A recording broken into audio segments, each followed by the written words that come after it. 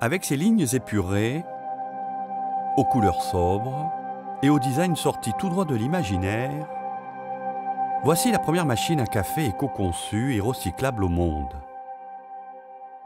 De conception et fabrication française, c'est d'ici, à l'usine alsacienne d'Altkirch, que sortiront à terme, chaque année, des milliers de machines destinées à l'exportation. Pour l'occasion, les dirigeants et les employés se retrouvent pour fêter l'événement. C'est tellement important. Voilà, donc, là c'est la ligne. Alors donc on a une implantation donc horizontale avec montage des sous-ensembles, c'est ça? C'est cela, et une ligne très flexible puisqu'on peut y intégrer bon nombre de postes en fonction de la demande. Ah, ça donne beaucoup de confiance, hein.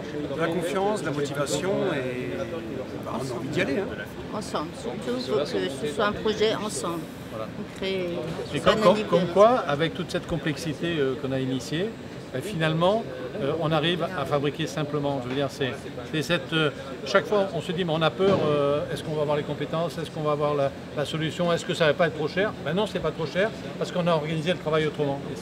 Et je pense qu'il fait aussi la différence. Tout à fait, c'est tout à fait ça. Ouais. Pourtant, il y a seulement 2 ans, cette société était placée en cessation de paiement par le tribunal de commerce de Mulhouse. Ce petit miracle d'une relocalisation industrielle réussie est dû à la ténacité d'un chef d'entreprise, un torréfacteur engagé depuis plus de 20 ans dans le développement durable et devenu aujourd'hui le leader français du café haut de gamme. C'est l'histoire que nous allons vous raconter, l'histoire d'une résurrection.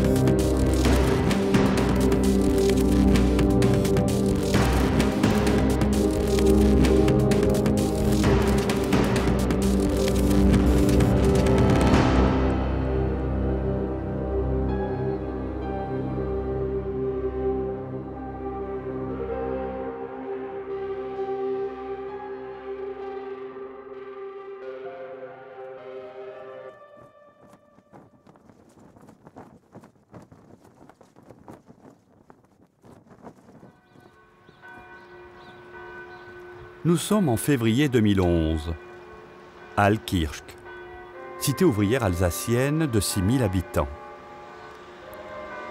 La société CSI est implantée ici depuis plus d'une décennie.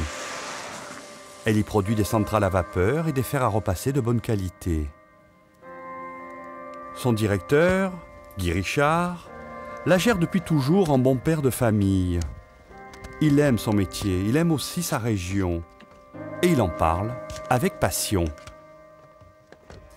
La région, il faut reconnaître qu'elle est très typée, je dirais, et c'est l'histoire qui a certainement donné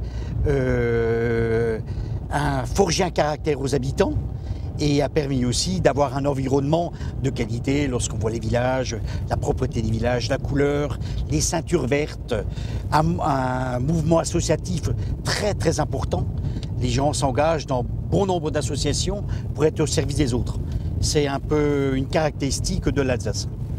Guy Richard regrette qu'à l'inverse de l'Allemagne, la France n'affectionne pas son industrie. Les pouvoirs publics et tout le monde, l'éducation nationale, on doit aimer l'industrie et on doit favoriser la formation, mais on doit aussi faire de la prospective, réfléchir sur les métiers d'avenir et donner au système de formation la possibilité de remplir cette mission, de former des jeunes dans ces métiers d'avenir.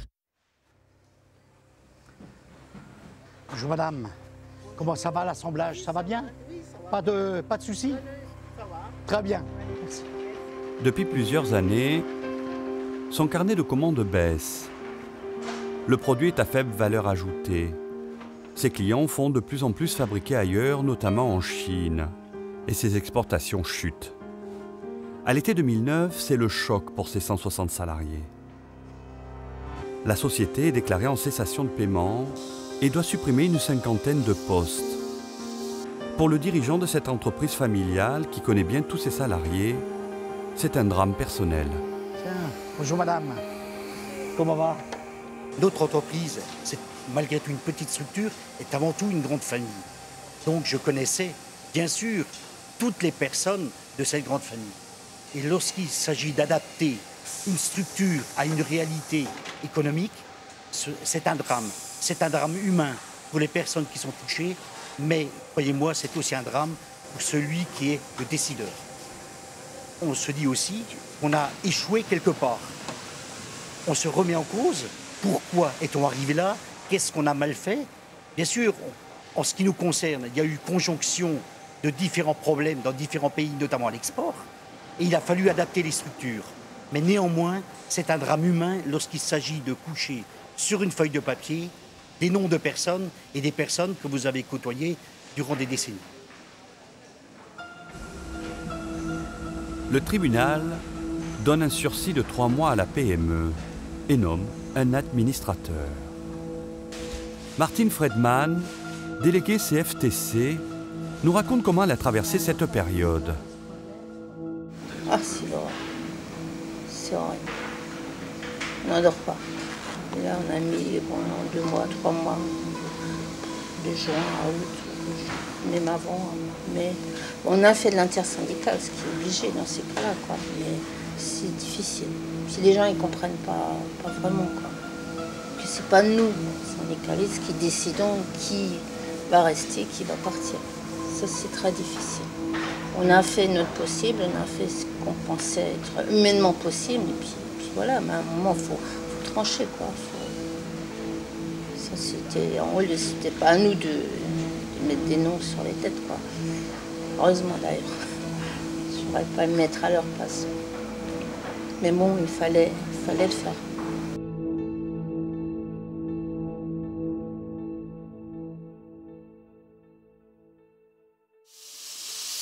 Une entreprise familiale atypique. Le patron est affecté personnellement par le départ de ses salariés et les syndicalistes comprennent les contraintes patronales. C'est ensemble qu'ils vont faire face aux difficultés. Ici, on est vraiment dans une PME familiale avec des questions-réponses plus rapprochées. On est vraiment ensemble sur le terrain. Je dirais, la direction est dans un bureau, mais on est sur le terrain ensemble. J'ai une question, je vais là-bas, je pose la question. Vous voyez, donc c'est le même rapport en comité d'entreprise, il y a une forme de transparence. C'est du rapport direct. On a vraiment l'impression d'être sur le terrain ensemble. Dans les difficultés, ça se partage. Je veux dire, quand tout va bien, tant mieux, ça se partage aussi. Mais on partage les difficultés, on avance ensemble. Je veux dire, je ne sais pas si donc il a fallu rebondir. Et c'est sur ces difficultés, je pense qu'on se construit, qu'on s'améliore. J'ai vu en interne, même au niveau du service, des personnes que je gère, des gens qui sont renforcés. Il y a des qualités qui sortent. Il y en a d'autres qui ont du mal, on va les aider. Mais quand on traverse des difficultés, je pense qu'on sort renforcé. Donc on a su rebondir, mais donc ça nous prépare pour la suite. Enfin, c'est comme ça que je vois les choses, quoi. Mais avec un regard optimiste, bien sûr. Les Français apprécient les entreprises et les patrons de PME, PMI parce qu'ils perçoivent qu'ils sont embarqués dans la même galère que leurs salariés. Et ils perçoivent qu'il y a un lien humain, alors que dans les grands groupes, ils ont le sentiment que le manager, le patron apparent, c'est pas lui le vrai patron. Le vrai patron, ce sont les actionnaires, ce sont les financiers. Et c'est ça qui génère le malaise dans les grandes entreprises. Le rapport au travail, ce n'est pas essentiellement pour les Français, contrairement à ce que l'on en pense, ou une vision purement économiste des choses, c'est pas seulement combien on gagne, c'est quel plaisir a-t-on de partager ensemble un travail et quelque chose en commun, quelle est mon utilité sociale, comment je me définis par rapport aux autres au travers d'un statut ou au travers d'un métier. Et c'est alors que va surgir un soutien inattendu. Ce n'est pas un héros, il s'appelle Jean-Pierre Blanc. Il est directeur des Cafés Malongo, jadis une petite boutique de torréfaction des hauteurs de Nice, devenue au fil des ans une PME de 400 salariés. Depuis sa création en 1934, elle n'a cessé de croître. En 1980, le ton est donné. Pour se démarquer des grands groupes, la PME va sans cesse innover, rechercher les meilleurs arômes pour son café biologique, créer un lien de confiance et de partage avec les petits producteurs des pays du Sud. 1992 marquera une rencontre qui va changer la vie du torréfacteur et celle de l'entreprise. Toujours à la recherche de grands crus de café, Jean-Pierre Blanc est au Mexique, dans les montagnes du Chiapas. Il y rencontre un Hollandais, le père Francesco van der Hoff. Ce docteur en économie politique et théologien fondera en 1988 le célèbre label Max Havelaar. La philosophie de Max Havelaar est simple: payer directement les petits producteurs sans intermédiaire, en leur garantissant un prix fixe à l'abri des fluctuations du marché. C'est ensemble qu'ils trouveront la solution. On s'est réunis avec les paysans à l'intérieur de l'église. Puis nous avons discuté de tous les problèmes. Finalement, ce sont eux qui ont pris la décision. Vendre leur café le plus directement possible, sans dépendre des coyotes. Du côté des petits producteurs, c'est un changement de vie radical, souvenir d'une période pas si lointaine. Ils nous mentaient. On ne connaissait pas le cours du café et ils en profitaient pour imposer leurs lois. Mais on ne pouvait pas faire autrement, il n'y avait personne d'autre. Avec ce qu'ils nous payaient, on ne pouvait même pas s'acheter à manger tous les jours.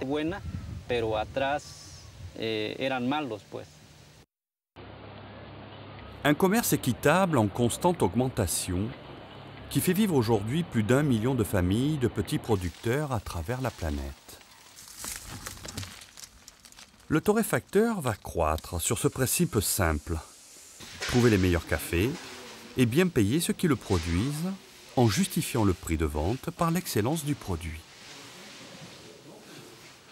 Je n'achète pas un produit à des gens qui sont pauvres, qui n'ont pas d'éducation. J'achète un produit parce qu'ils font un excellent café et que ce café-là, je veux le payer un certain prix. Et ce prix-là, c'est le prix de la dignité, c'est le prix du commerce équitable, c'est le prix du label Max Havelaar. Un café biologique, équitable. Des dosettes en papier 100% naturelles. Pour notre torréfacteur, il était donc logique d'adapter le même principe sur ses machines. Jusque-là, la PME faisait fabriquer ses machines à café en Chine, pour les raisons que l'on connaît: le faible coût de la main-d'œuvre et l'absence d'outils de production. Avec des délais de livraison trop longs et des frais de transport en hausse, Jean-Pierre Blanc voit en cette petite entreprise alsacienne un partenaire fiable, avec de vrais savoir-faire pour la fabrication de sa nouvelle machine à café 100% recyclable. Il faut dire que notre torréfacteur n'est pas un patron ordinaire.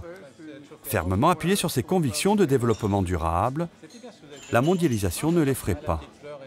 J'ai vu à la fois les dégâts que ça a fait dans les pays, certains pays producteurs, et les dégâts que ça a fait chez nous au niveau de la consommation. Donc ce n'est pas une peur, c'est une constatation. Et à partir de la constatation, on peut mener des plans d'action. Et le plan d'action que nous avons décidé de mener, parce qu'on s'est interrogé, est-ce qu'on va fabriquer cette machine en France? Est-ce que c'est possible? Est-ce que c'est pas possible? Eh bien on a dit oui.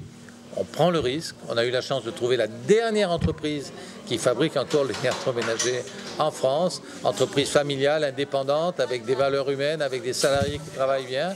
Et on a dit on va faire un bout de chemin ensemble. On va essayer de partager notre savoir-faire, essayer de s'entraîner mutuellement pour que cette expérience devienne un succès, à la fois pour nos entreprises et à la fois pour le pays.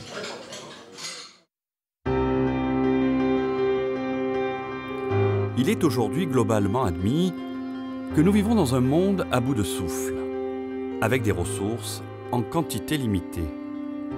Avec la raréfaction des énergies fossiles, le coût du transport va augmenter et il sera de plus en plus intéressant de fabriquer plus près des lieux de consommation. Et pourtant, on n'a pas le sentiment que les patrons des grandes entreprises en tiennent vraiment compte, qu'ils continuent à vouloir fabriquer à moindre coût, quelles que soient les retombées environnementales. Du côté industriel, il y a vraiment les deux attitudes. Il y a aujourd'hui des industriels engagés, mais aussi visionnaires, qui voient que là sont les marchés de demain et qui investissent à plein, quitte au début à faire des paris. Et puis, il y a ceux qui, en effet, ont pris l'environnement pour une mode et puis qui suivent le mouvement de balancier qu'on observe à l'occasion de chaque crise économique. L'environnement, c'était une mode, on le faisait quand il y avait de l'argent, maintenant il n'y a plus d'argent, on n'y va plus. C'est les premiers qui seront gagnants. De toute façon, il y a une justice dans ce système, qui est que les seconds, ils seront balayés par l'histoire, parce que ce n'est pas une mode. Mais le politique a-t-il encore la main en matière de décision économique? Pour le journaliste de France Inter, Thomas Legrand, la question est tranchée. C'est non. Les hommes politiques n'ont plus peut-être le pouvoir sur ces choses-là. C'est-à-dire qu'ils s'adressent à qui? Ils s'adressent à une boîte aux lettres. Ils s'adressent à... Les hommes politiques sont un petit peu dans la situation de ces ouvrières du film Louise Michel, qui cherchent toujours le propriétaire. Mais l'homme politique, c'est pareil.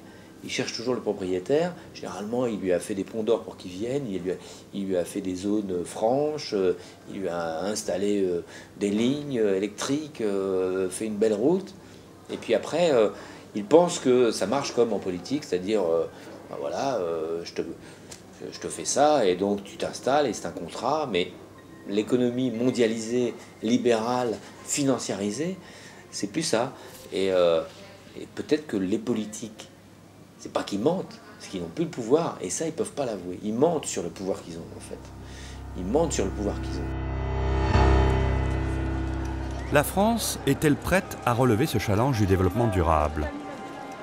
De la production plus près du consommateur. Bonjour. Sur ce point, les PME s'adaptent beaucoup plus vite que les grands groupes. Le développement durable oblige à avoir une réflexion sur les produits d'avenir. Ces produits d'avenir nous impose d'avoir et de penser aux économies d'énergie, de penser aux économies de matière, de penser à la durabilité, à la qualité, la fiabilité. Effectivement, le développement durable est un moyen de lutter contre les délocalisations.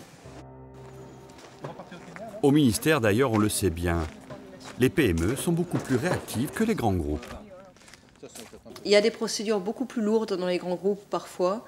Donc, ce qui apparaît comme une évidence a besoin de suivre un parcours de décision qui peut être plus long.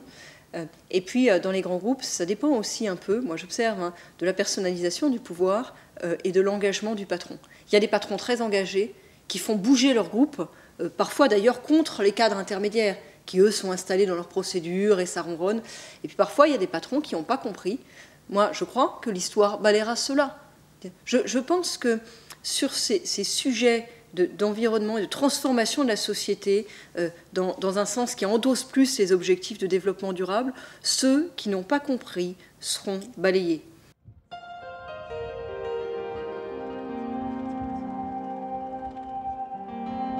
Nous sommes à Shanghai.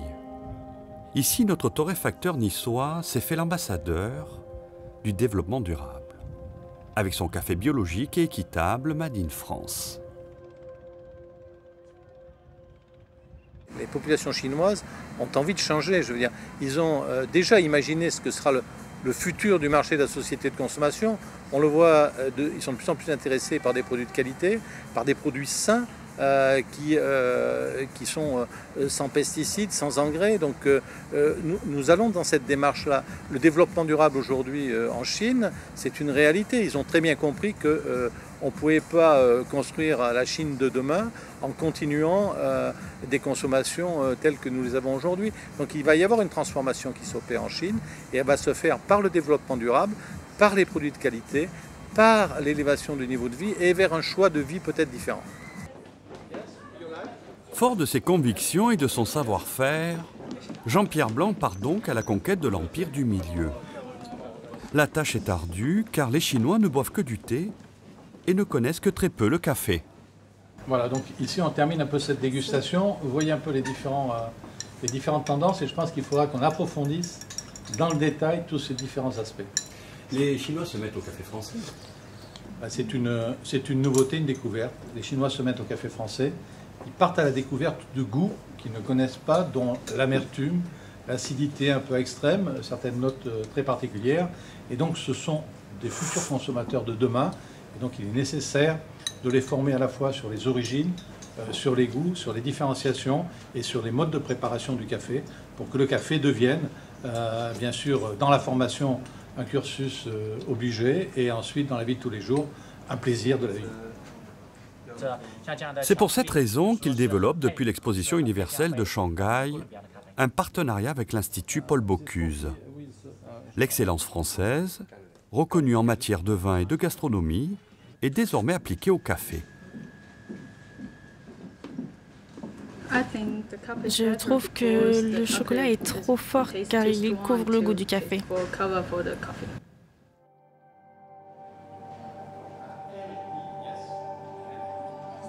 Après Shanghai, nous voici à Pékin, au sein du Grand Hôtel 1872, fleuron du luxe chinois. Le discours du torréfacteur a trouvé ici un écho favorable. Le café français, je l'ai goûté, parce que notre compagnie en a. Il est excellent. C'est comme en France. Il y a du vin moins bon, dit commercial. C'est pour un usage quotidien. Mais il y a aussi une partie du vin qui est du vin haut de gamme, réservé aux personnes qui savent l'apprécier. On a besoin de passion. On a besoin de s'intéresser à l'histoire pour comprendre le produit.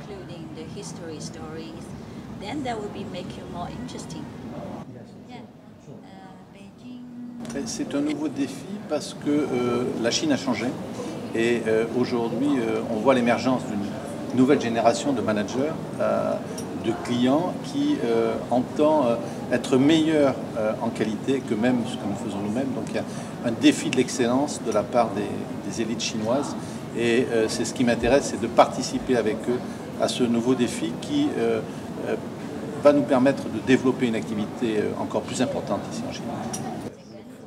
Ces élites chinoises sont le cœur de cible de notre entrepreneur français. Et Jean-Pierre Blanc multiplie les boutiques pour qu'elles trouvent la qualité qu'elles attendent.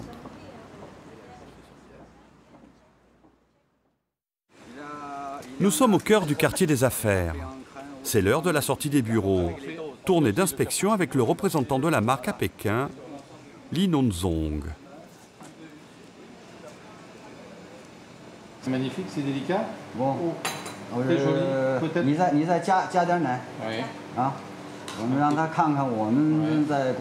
Et je retrouve les arômes des 8 arabicas d'exception. Ça, c'est surprenant. À Pékin, en Chine, le pays du thé, on se met au café. Oui, parce que de temps en temps, on a quand même les gens qui prennent le café. Et aussi, le café Malungo, c'est un des meilleurs. Nous, on est en train de créer vraiment le marché Malungo en Chine. Pour les consommateurs chinois qui savent bien quel est le meilleur café. Parce que le meilleur café, ça vient du café vert.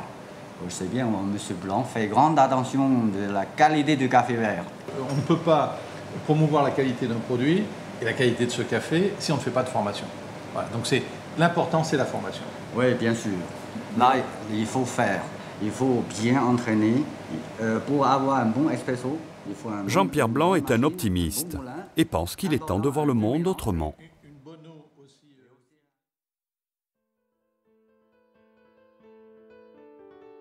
Ce dirigeant de PME est-il un utopiste, un doux rêveur? Pas tant que ça, car il y a une vérité essentielle. Plus les marchés sont concentrés, plus les marchés sont difficiles, plus il y a des erreurs, il peut y avoir des scandales sur la santé, etc., plus on aura besoin de produits qui sont tracés, qui viennent d'une plantation, d'une coopérative, et qui sont certifiés agriculture biologique, qui font du bien aux petits paysans. Et de plus en plus, les Chinois comme les Européens viennent à cette culture et c'est comme ça que nous serons reconnus. Quel que soit le pays, c'est le consommateur qui décide de sa transformation. Et le consommateur, c'est nous, c'est vous, c'est chacun d'entre nous. Et tout comme les Chinois avec le café, il faut peut-être éduquer ce consommateur qui est en nous. Le consommateur a un pouvoir politique qu'il n'imagine pas, c'est-à-dire qu'il a le pouvoir du caddie et c'est lui qui va influer un nouveau mode de consommation à partir du développement durable. Il va accepter de payer plus cher un produit parce qu'il va durer plus longtemps, parce qu'il est plus économe en énergie, parce qu'il a fait travailler des salariés localement, qu'il amène de la valeur ajoutée, et les politiques vont devoir tenir compte de ce mouvement qui part de la base, qui part du consommateur. Et Patrick Janin, notre syndicaliste d'Altkirch, ne dit pas autre chose. C'est le consommateur qui mettra un terme aux délocalisations. L'externalisation a ses limites. On va faire du volume, on va faire du prix dans le court terme. Après, en Extrême-Orient, je veux dire, là je vais raisonner mondial, je dirais c'est des êtres humains comme chez nous. Ça va marcher un certain temps. Je veux dire, socialement, c'est des pays qui se développent également. Donc économiquement, ça va évoluer. Et donc le boomerang va revenir. Hein. Je veux dire, donc les choses vont se remettre naturellement en place. On ne pourra pas éviter les externalisations, mais il faut se démarquer, il faut chercher l'originalité. Je dirais que l'acheteur, il est encore là. Hein. Ensuite, je pense que le Made in France, les gens vont le rechercher. On a tous des difficultés économiques propres à chaque famille et je ne sais pas si on n'est pas prêt à mettre un peu plus cher, mais faire travailler les Français, vous voyez, et puis avoir de la qualité. Ce serait peut-être l'occasion de redorer un peu le blason du Made in France. Que pourrait-on dire aux fabricants français? Je dis seulement aux chefs d'entreprise, écoutez les consommateurs, écoutez la petite musique de plus en plus forte qui monte de la société. Qu'est-ce qu'il a envie? Qu'est-ce qu'il veut aujourd'hui, le consommateur? Est-ce qu'il veut toujours plus de quantité? Des produits jetables qui se cassent très vite, qui se réparent jamais? Non, c'est pas ça qu'il veut. Il veut qu'on lui parle de qualité, il veut avoir l'impression d'acheter dans la durée, il veut avoir l'impression aussi de faire un acte positif en achetant, positif pour l'environnement, positif pour la société. Moi, je pense que le Made in France, dans ce contexte-là, a une valeur ajoutée énorme. Le Made in France, quelque part, c'est une marque à reconquérir. Et il faut la reconquérir au nom de l'environnement, au nom de la qualité et au nom de l'emploi. Et tout ça va ensemble.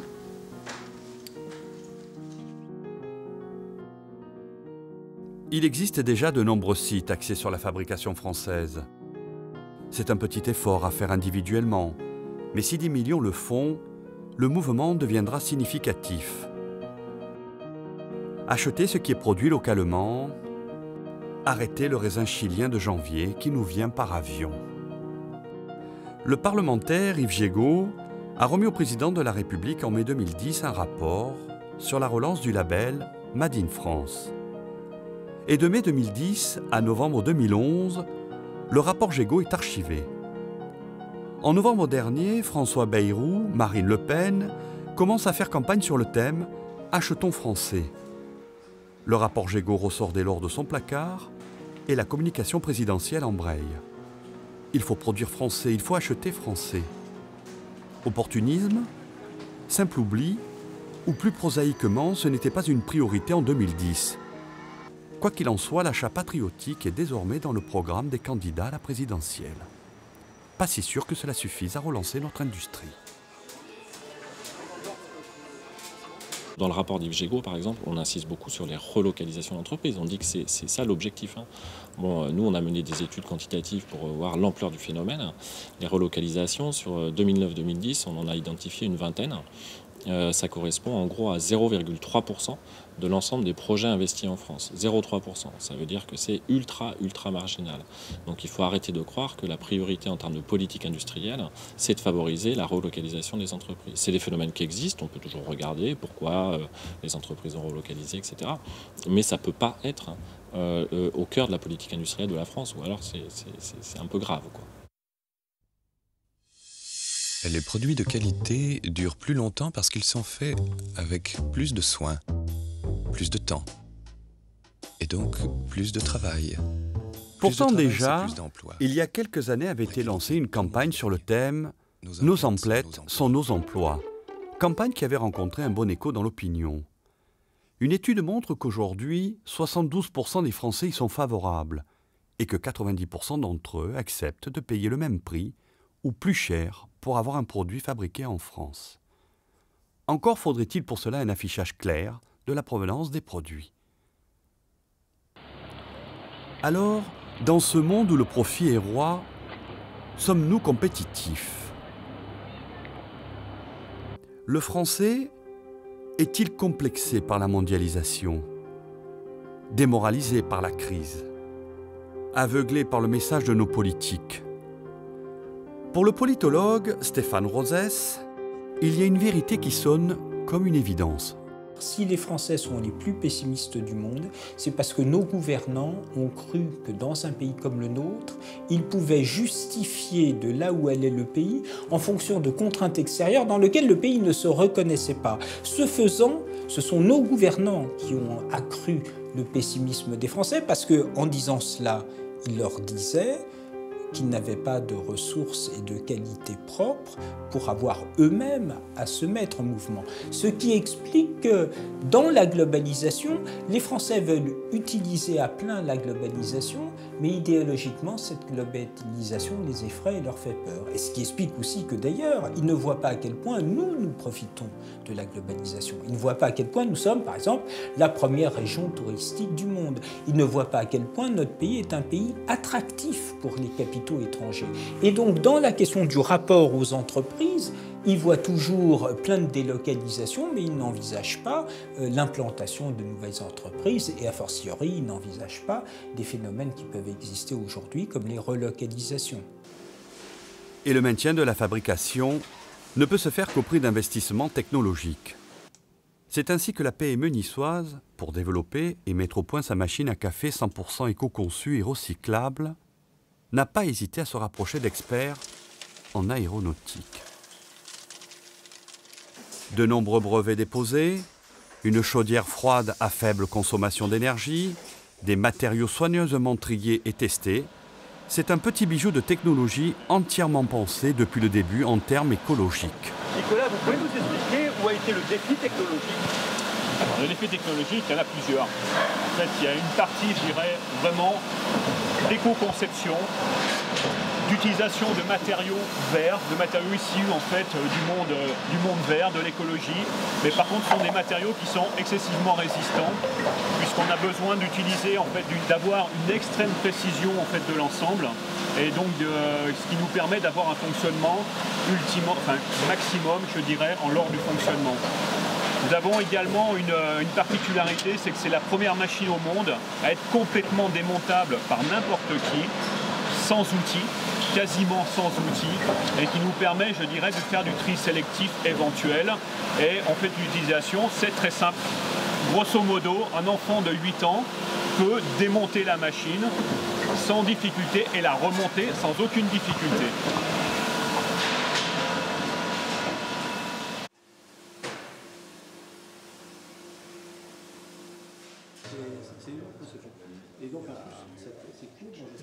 Nous sommes en janvier 2012. Un an s'est écoulé. Nous voici de retour en Alsace. Tout le monde est enfin réuni. Aujourd'hui, l'inquiétude a fait place à l'espoir. De pouvoir nous ajuster sur le... Absolument. C'est le grand jour. C'est le grand jour pour la société CSI, puisqu'on voit le résultat d'un travail de partenariat. On voit donc une machine à café, activité qui va s'adjoindre à l'activité historique de la société, qui est la fabrication de centrales vapeur, qui continueront d'être faites, mais en même temps, simultanément, donc des machines à café.